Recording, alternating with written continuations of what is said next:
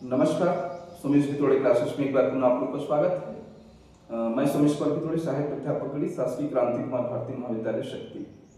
जैसा कि आप सभी जानते हैं कि एक मोटिवेशन फॉर यूथ करके हम एक सीरीज चला रहे हैं, जिसमें नेट से क्वालिफाइड या फिर रेगुलर असिस्टेंट प्रोफेसर हैं, उनको हम अपने इस चैनल पर लाते हैं और उनसे मार्गदर्शन प्राप्त करते हैं, तो ताकि जो स्टूडेंट्स एपी की तैयारी कर रहे हैं या नेट से एग्जाम की तैयारी कर रहे हैं, उनको एक मार्गदर्शन दे सकें। इसी क्रम में एक मोटिवेटर के रूप में हमारे बीच मिसेज चांदनी छाबड़ा मैडम हमारे इस चैनल पर आए हैं। बहुत बहुत धन्यवाद मैडम कि आप हमारे चैनल में आए। मैडम के बारे में बताना चाहूँगी कि मैडम डॉक्टर भीमराव अम्बेडकर शासकीय महाविद्यालय पामगढ़ में सहायक प्राध्यापक गणित के पद पर पदस्थ हैं। आज हम सर से मैडम से जानेंगे कि नेट सेट एग्जाम और असिस्टेंट प्रोफेसर एग्जाम के बारे में गाइडेंस, जो कि आपको एक रास्ता बता सके, जिससे आप बहुत शीघ्र ही सफलता प्राप्त कर पाएँ। मैं थोड़ा सा मैडम से रिक्वेस्ट करना चाहूँगा कि अपना एजुकेशन बैकग्राउंड को कवर करते हुए थोड़ा सा अपना परिचय दें और उसके पश्चात हम नेट सेट एग्जाम की तैयारी कैसे करें, इस पर चर्चा करेंगे। जी सर, धन्यवाद सर। आप सभी को मेरा नमस्कार। मेरा नाम चांदनी छाबड़ा दुआ है। मैं डॉक्टर भीमराव अम्बेडकर शासकीय महाविद्यालय पामगढ़ में सहायक प्राध्यापक पद पर कार्यरत हूँ। तो स्कूली शिक्षा से स्टार्ट करते हैं। तो सबसे पहले मैंने स्कूली शिक्षा अपनी शासकीय कन्या महाविद्यालय मुंगेरी से प्राप्त की। 9th के बाद से 9th से 12th तक के मैंने गवर्नमेंट स्कूल प्रेफर किया। और मैथ्स बैकग्राउंड से क्योंकि होने के कारण 2 ऑप्शन उस समय के टाइम पे ही दिखते थे, केवल एक इंजीनियरिंग का ऑप्शन और एक आपका ग्रेजुएशन के बाद टीचर की जॉब, क्योंकि और नहीं पता कि क्या होता है। उस समय कोई भी हेल्प करने के लिए, गाइड करने के लिए नहीं था। तो फाइनेंशियल इश्यूज की वजह से मैंने इंजीनियरिंग को स्किप करके बीएससी कंप्यूटर साइंस पे प्रगति कॉलेज रायपुर प्राइवेट कॉलेज है, वहाँ पे एडमिशन लिया। ग्रेजुएशन के बाद एक आईएएस माइंड थोड़ा सा डाइवर्ट हुआ किसी के कहने पर, क्योंकि हाथ देख के जो कल्पना कर लेते हैं कि ये बन सकते हो, तो उसी उम्मीद के साथ मैंने 3 महीने एक दिल्ली आईएएस एकेडमी ज्वाइन की रायपुर में। तो वो 3 महीने की कोचिंग के बाद समझ में आया कि मैथ्स बैकग्राउंड स्ट्रॉन्ग है और आर्ट्स बैकग्राउंड 0 है। तो वो 0 को 100 पे लाने के लिए बहुत मेहनत चाहिए और वो नहीं हो सकता है मुझसे। तो मैंने वो टॉपिक वहीं स्किप कर दिया। आफ्टर दैट मैंने पीजी ज्वाइन की, पीजी मैथ्स में। तो मैथ्स के लिए मैंने 2 जगह एंट्रेंस एग्जाम फाइट की थी, एक गुरु घासीदास विश्वविद्यालय में और रविशंकर में। तो क्योंकि रायपुर में ही कंटिन्यू ग्रेजुएशन भी हुआ, तो एक फ्रेंड सर्कल बन गया, तो उस वजह से मैंने रविशंकर में ज्वाइन करना उचित समझा। तो एमएससी मैथ्स मेरा रविशंकर यूनिवर्सिटी से है और वहाँ पढ़ना मतलब मेरे लिए एक गाइडेंस स्टार्ट करना था कि मुझे इस पद पर लाने के लिए वो यूनिवर्सिटी बहुत एक इम्पोर्टेंट रोल प्ले करती है। वहाँ पे 3 प्रोफेसर्स मुझे मिले। पहले तो डॉक्टर एच.के. पाठक सर, एक बुक राइटर के फॉर्म पे मैं उनको जानती थी, और वो फेस टू फेस सामने आए तो पहले ही हार्ट बीट बढ़ गई कि हमें इनके साथ पढ़ना है जो खुद एक बुक लिखते हैं। तो वो एक सामने रहे। और प्रोफेसर बी.के. शर्मा सर, जो कि एक पापा की इमेज मुझे उनमें दिखती थी, और वो एक ऐसे इंसान है जो आज तक मैं उनको अगर कॉल करूँ तो वो कॉल करके बोलेंगे कि अरे तुम तो मुझे भूल ही जाती हो, तुम कॉल भी नहीं करती हो। मतलब पहले मुझे वो कंप्लेन करते हैं, उसके बाद बताएंगे कि अब तुम ये करो। तो वो अभी भी मुझे गाइड करते हैं। और उनके अलावा BS Thakur sir, professor BS Thakur sir, जो करंट अभी एचओडी हैं एसओएस मैथमेटिक्स रविशंकर यूनिवर्सिटी से। अभी हफ्ते भर पहले भी मैंने उनको कॉल किया, सर आप पीएचडी रुकवाए थे, अब आप ही कराइए। तो ये ऐसे महान हस्ती हैं जिनकी बदौलत में यहाँ बैठी हूँ। तो वो मेरे टीचर्स हैं जिनकी मैं कल्पना भी नहीं कर सकती कि उनके बिना मैं यहाँ होती कि नहीं। तो रविशंकर यूनिवर्सिटी में 2 साल पीजी के बाद, पीजी क्योंकि करते करते इतना फ्रस्ट्रेशन हो गया था कि 10:30 से 5:30 हम बैठते थे यूनिवर्सिटी में, और आप आधे घंटे लेट होते थे तो उस समय शर्मा सर की क्लास स्टार्ट हो जाती थी। तो रविशंकर यूनिवर्सिटी में पीजी करने के बाद ऐसा लगा कि अब कुछ ब्रेक चाहिए, और ब्रेक के साथ मुझे इनके जैसा बनना है। तो पहले मैं फील्ड वर्क करना चाहूँगी कि मुझे फील्ड में टीचिंग में लगता कैसा है, मैं वो देखना चाहूँगी। तो बस मैंने जॉब ज्वाइन की, कुछ दिन प्राइवेट में किया, उसके बाद मुंगेली में मुझे गेस्ट लेक्चरर पोस्ट पर एडहॉक में जॉब आगे ज्वाइनिंग आ गई थी सर। तो मैं मुंगेली वापस ज्वाइन की, क्योंकि माँ बाप से भी दूर रह के लग रहा था कि उनके साथ भी कुछ दिन रहा जाए। और क्योंकि लड़कियों के लिए ये बहुत विडंबना होती है कि उनको कहा जाता है कि बस इतना ही तुम्हारा माँ बाप का साथ था, उसके बाद तुम ससुराल जाने वाली हो। तो वो अंदर से वो भी था कि कुछ दिन उनके साथ और रहा जाए। तो बस वो सोच के मैं वापस मुंगेली पहुंच गई। और जैसे ही मैं मुंगेली गई तो मुंगेली में 1 साल मैंने जॉब की, और जॉब करने के बाद उस समय एक निर्भया कांड बहुत चला था। जी जी। और मुझे ये था कि मुझे नेट क्वालिफाई करना है जी। और नेट की तैयारी घर बैठ के नहीं हो पा रही थी। जी। तो नेट के लिए मैं अपने घर से सबको नाराज करके 6 महीने के लिए मैं डिप्स एकेडमी ज्वाइन की दिल्ली। हाँ, क्योंकि निर्भया कांड के बाद किसी पेरेंट्स की हिम्मत नहीं थी कि वहाँ पे दिल्ली किसी को भेजें। जी। और मैं बिल्कुल ऐसा बोल के गई थी कि जो भी होगा वो मेरे कारण होगा, आप लोग अपने ऊपर ब्लेम मत लीजिएगा। मैं जैसे भी रहूंगी बस एक रूम के अंदर रहूंगी, आप प्रॉमिस करके मैं उतना गई थी उनको। वो बहुत बिलीव करते थे मुझ पे, तो वो जैसे तैसे करके माने। तो 6 महीने मैंने वहाँ से कोचिंग ली डिप्स एकेडमी से, जहाँ पे राजेंद्र दुबे सर एक बहुत बड़ी हस्ती है। आज उनका नाम सर्च करेंगे तो कंप्यूटर को जो कंप्यूटर पे जो मैथ्स को लेके आए ना सर, लैंग्वेज को, उनमें उनका इम्पोर्टेंट रोल है। मतलब उस समय जब हम 2014 में जब गई थी तब ये लेटेक्स सॉफ्टवेयर वगैरह नहीं आया था, और मैं उनको वहाँ पे वर्क करते हुए देखी थी सर। मुझे लगता था ये क्या करते हैं मैथ्स को कंप्यूटर पे। तो वो टाइपिंग लेवल पे MS वर्ड और MS एक्सेल पे मैथ्स को टाइप करना, इंटीग्रेशन इक्वेशन टाइप करना आप नॉर्मली नहीं कर पाएंगे। उस समय लेवल पे वो उस तरीके का वर्क कर रहे थे सर। तो वो तो खैर अलग लेवल था। हम तो नेट की तैयारी के लिए गए थे, तो हम नेट के ऊपर फोकस थे कि 6 महीने में पढ़ना है और नेट क्वालिफाई करके निकलना है। तो ये सोच के 2014 में वहाँ पे हम पहुँच गए थे।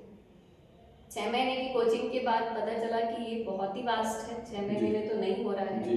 तो मेरे साथ एक मेरी फ्रेंड भी गई थी, वो तो रुक गई कि मैं निकाल के ही जाऊंगी, और मुझे कुछ फैमिली सिचुएशंस के कारण वापस आना पड़ा। तो मैं वापस आई। वापस आने के बाद वापस से मैं एडहॉक की ही जॉब ज्वाइन करते करते मुझे लगा कि हो जाएगा, कि मैं कोचिंग तो कर चुकी हूँ, नोट्स है मेरे पास, आइडियाज है मेरे पास, अप्लाई करना है तो कॉलेज में पढ़ाते पढ़ाते मैं कर लूँगी। और यही सोच के मैंने ये ज्वाइन कर लिया। और ज्वाइन के बाद मुझे पता चला कि मेरा आधे से ज़्यादा टाइम कॉलेज में जा रहा है, और कॉलेज के बच्चे मुझ पर ट्यूशन पढ़ने के लिए प्रेशर डालने लग गए कि हमें, क्योंकि कॉलेज में कोर्स कंप्लीट हो नहीं रहा है, 3 पेपर पढ़ना है और वहाँ पे ये सारी सिचुएशन है, तो आप हमें ट्यूशन पढ़ाइए। तो मैं सुबह 7 बजे से 10 बजे तक ट्यूशन पढ़ाती थी, फिर कॉलेज जाके एडहॉक का पढ़ाती थी, फिर वापस आने के बाद MSc के बच्चे पढ़ने आते थे, उनको पढ़ाती थी। फिर घर का काम करने के बाद मुझे लगा कि मेरे पास टाइम नहीं है, तो कुछ साल ऐसा ही निकल गया। और जैसे ही 2017 सेट का एग्जाम दिखा तो सब कुछ ड्रॉप कर दिया, सब छोड़ दिया, क्योंकि आप मानेंगे एडहॉक की जॉब मुझे लगता है कि वो एक छोटा लालच है, और वही जो छोटा सा लालच है वो आपकी पूरे कैरियर को खराब कर सकता है। तो सेट का दिखने के बाद मैंने वो ड्रॉप करके सेट 2017 के लिए 3 महीने की अगर आप कड़ी मेहनत कर लेंगे ना, कंटेंट को देख के, जो सिलेबस है उसके अकॉर्डिंग, तो आपका सेट क्या नेट क्या कोई भी बड़ा सा एग्जाम क्वालिफाई हो सकता है, अगर आपके पास आइडियाज हैं तो वो बस सेट क्वालिफाई किया 2017 का। आफ्टर क्वालिफाइंग दिस फिर एड आने के लिए भी था कि एड आने वाला है। उस बीच में मैंने 2-3 बार PhD के लिए भी ट्राई किया था सर। मेरा GGB में भी एंट्रेंस क्वालिफाई 2 बार हुआ, रविशंकर में भी मैंने अप्लाई किया। फिर वापस 18 में मैंने मुंगेली में फिर से ज्वाइन कर लिया था गेस्ट लेक्चरर। तो ज्वाइन करने के बाद वहाँ पे BS ठाकुर सर एक प्रोग्राम के लिए आए थे, रामानुजन दिवस पर हम गणित दिवस मनाते हैं, तो वहाँ पे उनको लेक्चरर के फॉर्म में हमने बुलाया था। तो वो आके मुझे बोल के गए कि देखो PhD का भी दिमाग हटा दो, पहले जॉब हाथ में लो, फिर PhD आराम से होता रहेगा, हायर एजुकेशन है, सब परमिशन मिलेगी, हो जाएगा। तो मैं उनके शब्दों को मैंने ध्यान रखते हुए, और उन्होंने कहा कि 2019 में तुम्हारा एड आने वाला है, वो 18 में दिसंबर 18 को मुझे बता के गए। तो बस उनका गाइडेंस मुझे मिला और मैंने स्टार्ट कर दी तैयारी। फरवरी 19 में आ गया था एड, एग्जाम का पता नहीं था बट एड आ गया था, तो एक अंदर से खुशी हो गई कि जो हम सपना देखे थे वो पूरा होने को है। तो बस वो तैयारी स्टार्ट करने के बाद, क्योंकि एज भी ऑलरेडी हो चुकी थी, तो मैरिज का प्रेशर आने लग गया और एग्जाम डेट बिल्कुल क्लियर नहीं थी। तो उसी बीच में लेक्चरर की पोस्ट भी आई थी, और ऐसा लगा कि अब दोनों ही फील्ड सामने हैं, तो दोनों में भर के लेक्चरर का भी एग्जाम दिया और लेक्चर के एग्जाम के बाद शादी हुई और शादी के बाद फिर इसका रिटर्न एग्जाम जी, हुआ एपी का। जी तो एपी के रिटर्न एग्जाम बस मैंने घर पे बैठ के आराम से अपने ससुराल पक्ष से बहुत ही सपोर्ट मिलने के साथ तैयारी की। जी और वो तैयारी के बाद कोविड टाइम आ गया। कोविड टाइम पे फिर से एक फ्रस्ट्रेशन आ गई कि इंटरव्यू कब होगा पता नहीं, और ये स्कूल की ज्वाइनिंग का भी पता नहीं था। तो फिर मैंने जीजीबी में वापस से पीएचडी ज्वाइन कर ली कि अभी जब तक टाइम है तब तक हो जाए। कोर्स वर्क डन हो गया। कोर्स वर्क होने के बाद ज्वाइनिंग आ गई। तो सब कुछ छोड़ के वापस मैंने स्कूल की ज्वाइनिंग सितंबर में की है 2021 में जी। और उसके 2 महीने बाद कॉलेज की ज्वाइनिंग। तो स्कूल में ज्वाइनिंग कर लिया था? यस सर, सितंबर में मेरी जरहा गांव के पास कोना करके मुंगेली ही हो गया था, क्योंकि मैं मुंगेली जिले से फॉर्म भरी थी जी, सर। जी। तो वो जरहा गांव कोना एक महाविद्यालय था, वहां पे ज्वाइनिंग हुई थी।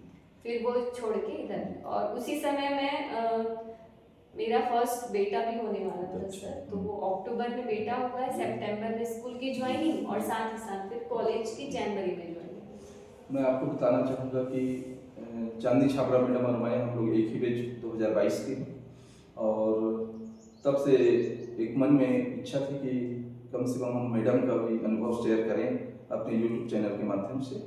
तो आज अच्छा लग रहा है आपसे बात करके मैडम। और हम थोड़ा सा नेट सेट किया जो सिलेबस है उसके अकॉर्डिंग कुछ बुक, रेफरेंस बुक जो कि सहायक हो पढ़ने के लिए, उसके बारे में बताने की कष्ट करेंगे।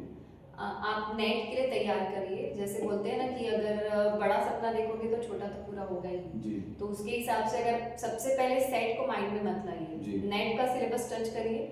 नेट के सिलेबस के लिए पार्ट ए बी सी में मुझे लगता है कि आप अगर बी और सी में से टॉपिक पहले मैथ्स के सेलेक्ट करिए, क्योंकि प्योर और अप्लाइड में हम दोनों में एक्सपर्ट नहीं हो सकते, कोई एक को ही पकड़ के चलना पड़ेगा। तो अगर आप प्योर में जा रहे हैं तो प्योर में भी 2 पार्ट में आपका सब्जेक्ट बढ़ जाता है, एक आप अलजेब्रा की तरफ चले जाते हैं और एक एनालिसिस। तो अलजेब्रा को भी 2 भाग में बांट दिया गया है, एब्स्ट्रैक्ट अलजेब्रा और लीनियर अलजेब्रा। तो abstract algebra group theory strong करने के लिए आपको सबसे पहले तो बेस बुक है, क्योंकि छत्तीसगढ़ लेवल पे हम पढ़ रहे थे पहले तो डॉक्टर एच के पाठक सर की बेस बुक ले लीजिए, बेस क्लियर करने के लिए ओनली। और क्वेश्चन उससे आ रहा है ये मत बिल्कुल सोचिएगा नेट का। उसके बाद आप बुक के लिए एब्स्ट्रैक्ट अलजेब्रा के लिए भट्टाचार्य की बुक यूज करिए। लीनियर अलजेब्रा के लिए आपके पास बहुत से ऑप्शन है, लेकिन मुझे सॉम सीरीज का कलेक्शन बहुत अच्छा लगा एडिशन के हिसाब से उनका। उसके अलावा रियल एनालिसिस के लिए वॉल्टर रूडिंग की बुक बेस्ट बुक है। लीनियर अलजेब्रा के लिए सॉम सीरीज का collection, and after that complex analysis भी बहुत अच्छा पार्ट है और उसमें से डायरेक्ट क्वेश्चन आजकल उठा के दे रहा है। तो कॉम्प्लेक्स एनालिसिस के लिए भी आपको 2-3 राइटर्स हैं, मुझे अभी एकदम क्लिक नहीं हो रहा है, बट मैं आपको सर को मैं मेल कर दूंगी उसका कलेक्शंस।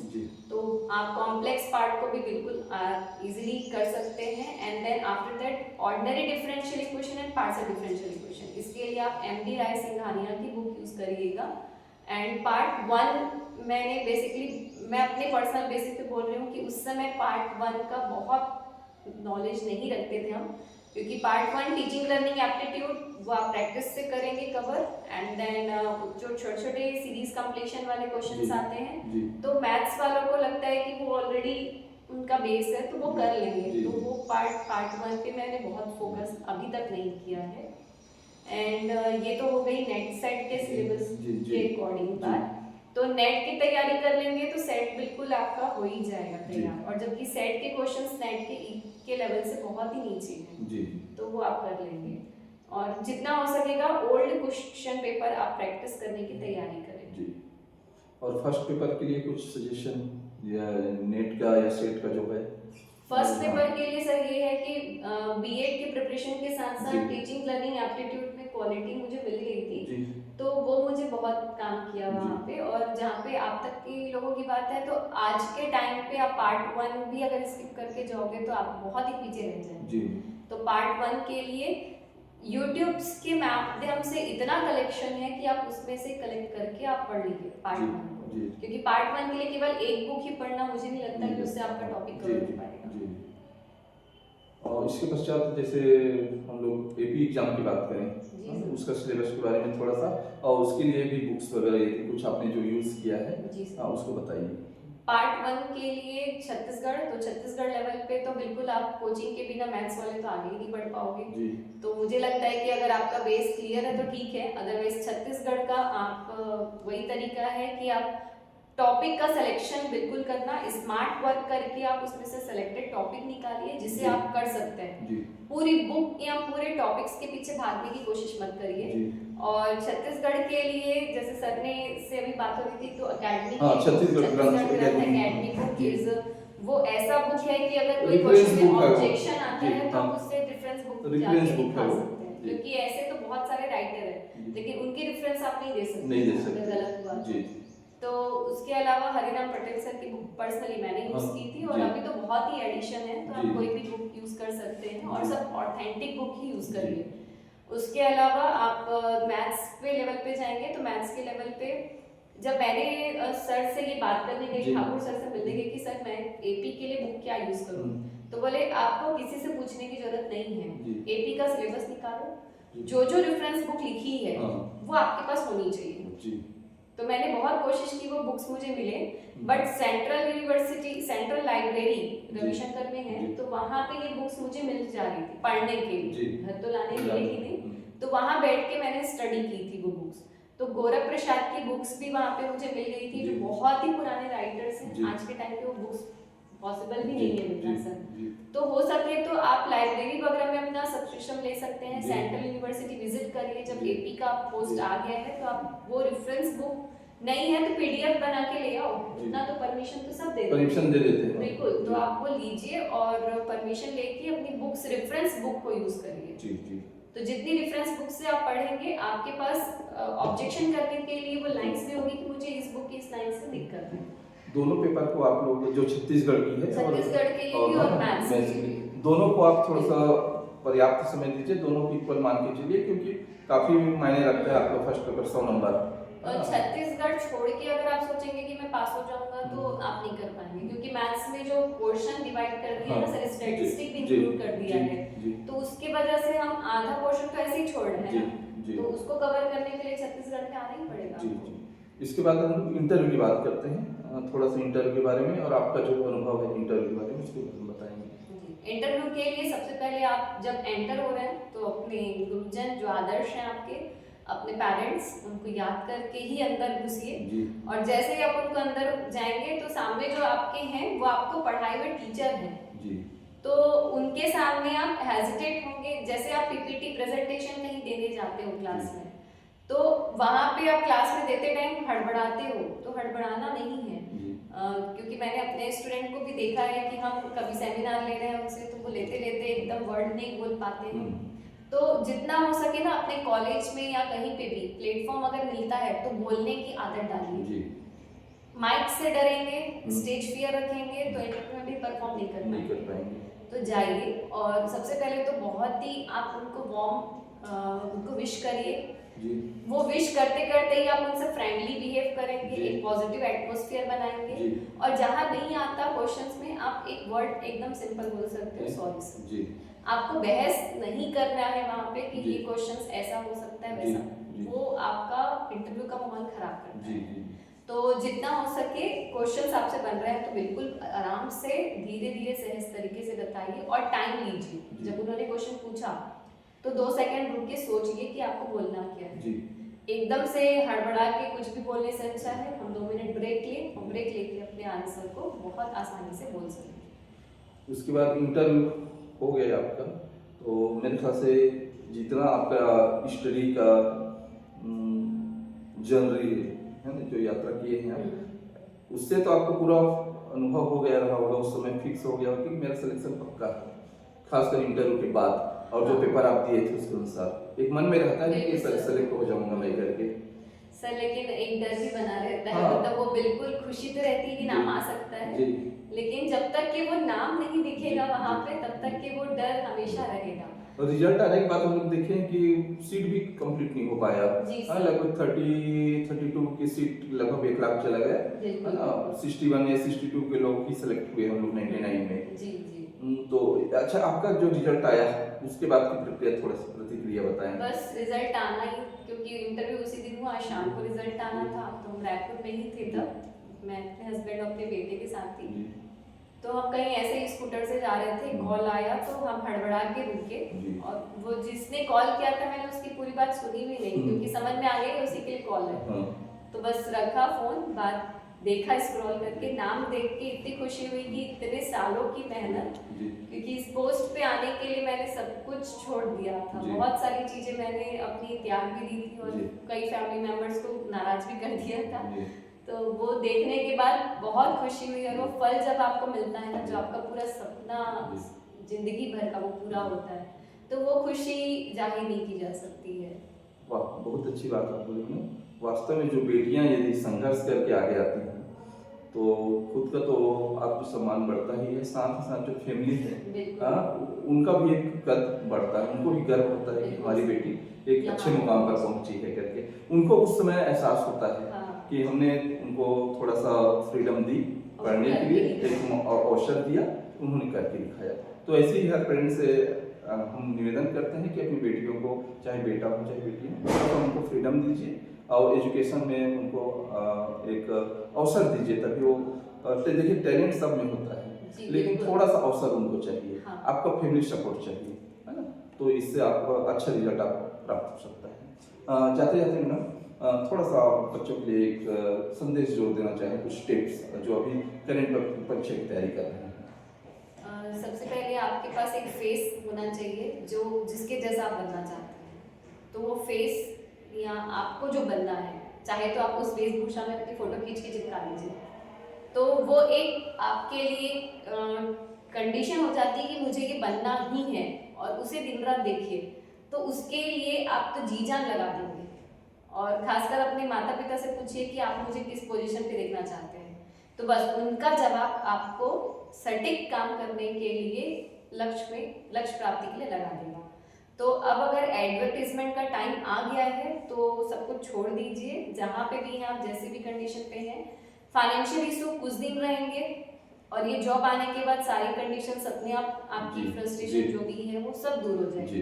तो जो 6 महीने स्ट्रगल कर सकते हो तो अपने आप को स्ट्रगल में लगा दीजिए, जो बोलते हैं ना आंख में झोंक देना है, बिल्कुल झोंक दीजिए, क्योंकि ये टाइम अगर नहीं किए तो ये दोबारा नहीं आने वाला है। और जिन बच्चों को पढ़ा के अभी आप एडॉप्ट की जॉब चला रहे हैं, तो वही बच्चे आपसे आगे निकलने वाले हैं, तो थोड़ा सा आप साथ में उनको भी लेके चलिए, उनको भी तैयारी कराइए, और ये कोशिश करिए कि आप जब तैयारी कर रहे हैं तो आपके बीच के 3-4 लोग मिलके एक ग्रुप स्टडी की आदत डालिए। ग्रुप स्टडी मतलब ये नहीं है कि आप एक एक टॉपिक पढ़ रहे हैं, टॉपिक एक उठाइए और सब मिलके उसे एक रात को पढ़ के अगले दिन क्वेश्चन उठा के लाओ कि ये क्वेश्चन में ऐसा ऐसा डाउट मुझे आया, तो एक दूसरे की हेल्प करने से आपका, मुझे लगता है कि बेस और क्लियर होगा, और क्वेश्चन उसी टाइप के क्वेश्चंस आगे एग्जाम में तो आपको याद आएगा कि वो फ्रेंड ने पूछा था, तो वो बन जाएगा आपसे।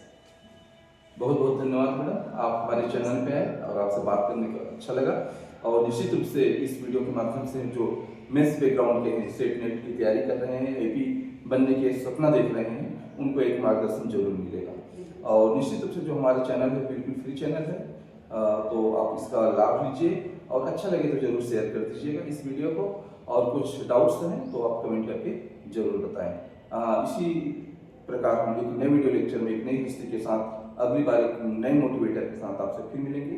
तब तक के लिए नमस्कार।